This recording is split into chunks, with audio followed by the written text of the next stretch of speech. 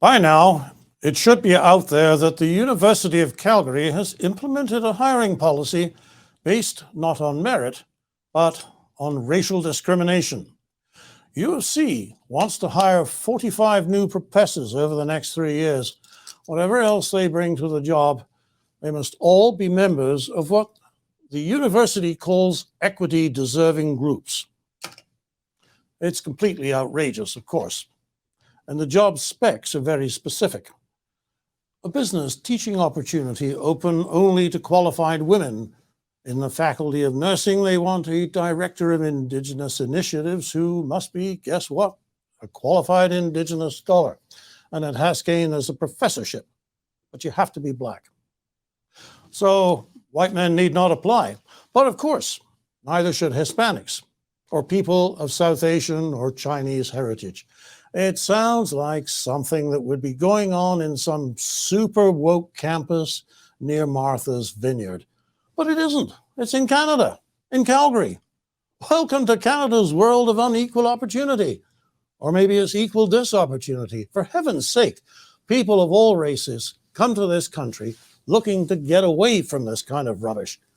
Canada is seen all over the world as a city on a hill, a place where people tell each other, it doesn't matter where you're from, it only matters where you're going.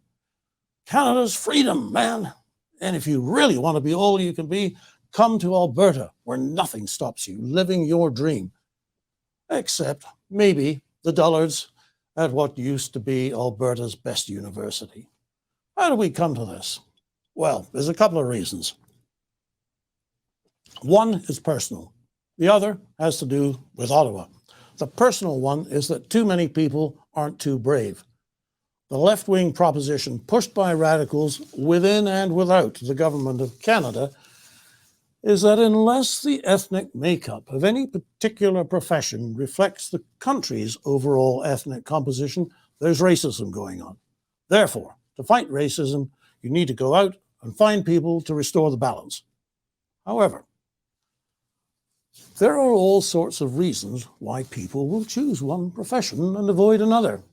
If you come from countries where the police are oppressive, you may not see it as an honor to serve and protect. Women can drive trucks if they want to in Canada. Most, I notice, would rather not. In other words, it's a rubbish theory, and anybody who's old enough to be on the University of Calgary board or to be in senior administration there knows that. They were raised in a culture that had already rejected racial discrimination in hiring, and instead, as a young person, would have immediately and with deep conviction argued that if there was a job open, it should go to the best man or woman, regardless of skin color. So they know that what they're doing is rubbish. And they would also have known, in those days, Martin Luther King had a dream and they shared it. Everybody was equal. Merit, that's how you hired people, especially surgeons and airline pilots. What changed their minds then? Not illumination, I wager, just fear of being cancelled for not having the right opinions. Because that's what happens in academia these days if you have a mind of your own. Remember, none of this is designed to help specific people who have been unfairly treated. This is about divvying up benefit, power, privilege between groups of people. It's not about fairness among individuals, and it's not about creating that famous level playing field upon which all compete with the biggest rewards going to the best. So, a shortage of cojones among the majority of the U of C Board of Governors is the first thing.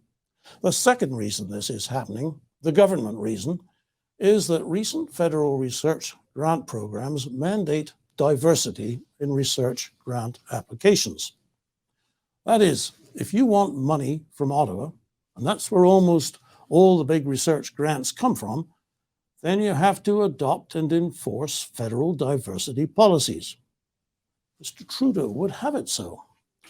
I've spoken before on these shows about how the federal Liberals use taxpayer funds to mold public opinion.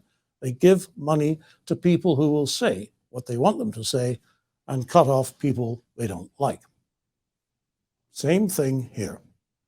If the U of C or any other Alberta university publicly refuses to use such diversity, reverse discrimination policies, then Ottawa may cut off the money to their faculty members.